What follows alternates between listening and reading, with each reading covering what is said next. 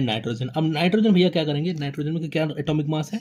Atomic number याद है ना भाई नहीं याद है तो मैं लिख देता हूँ, ठीक है, याद कर लेना, ठीक है। पहली बात तो hydrogen, helium, lithium, beryllium, boron, carbon, nitrogen, oxygen, fluorine, neon, तुम्हारे लेवल पे लिख दो, sodium, magnesium, aluminium, phosphorus, sulphur, chlorine, argon, phosphorus, sulphur, chlorine, argon, potassium and calcium. तो भैया सबसे पहले तो 1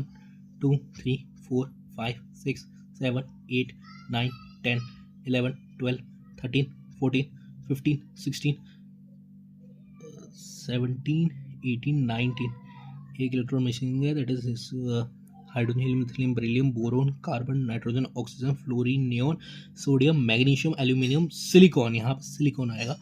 सिलिकॉन 15 होगा, फिर ये 16 हो गया, 17 18, वैसे भाई ये 9th क्लास में सीख के आना चाहिए था वैसे तो को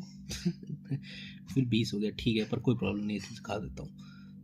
यहाँ पे इसको अच्छे से लिख लेते हैं, 18 17 16 15, ठीक है। देख लो अब भाई ये हो गया आपका electronic configuration, that is hydrogen, helium, lithium, beryllium, boron, carbon, nitrogen, oxygen, fluorine, neon, sodium, magnesium, aluminium, silicon, phosphorus, sulphur, chlorine, argon,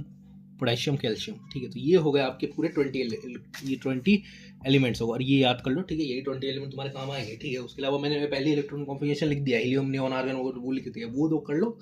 काम बन जाएगा। अभी हाई क्लास में पूरा करना पड़ेगा, पीरियोडिक का पूरा चैप्टर है, ठीक है, पढ़ना पड़ेगा, सब याद करना पड़ेगा, ठीक है, हो जाएगा, उसका टेंशन मत लो। हाई क्लास में अपना दिमाग भी वैसा हो जाता है कि अपने याद कर सके, ठीक है। अब अपन देखते हैं कि नाइट्रोजन N2 का जो है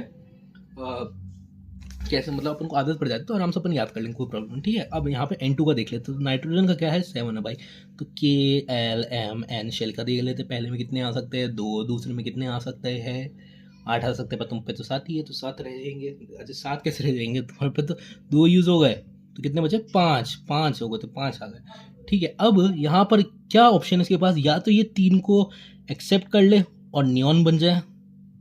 ठीक है, या तो फिर 5 को लूज कर ले और ये हीलियम बन जाए। 5 को लूज करना बहुत डिफिकल्ट है, इससे 3 एक्सेप्ट कर ले, तो सिंपल सा एक नाइट्रोजन यहाँ पे आएगा, अपने 3 इलेक्ट्रॉन 1 2 3, यहाँ पे दूसरा नाइट्रोजन आ गया 1 2 3, और एक आउटर ऑर्बिटल के सिर्फ इलेक्ट्रॉन दिखाता है, ठीक है, हर पूरा इलेक्ट्रॉन नहीं दिखाता, सिर्फ ये आउटर ऑर्बिटल 5 वाला जो सबसे बाहर है उसके ही दिखाने होते हैं, 1 2,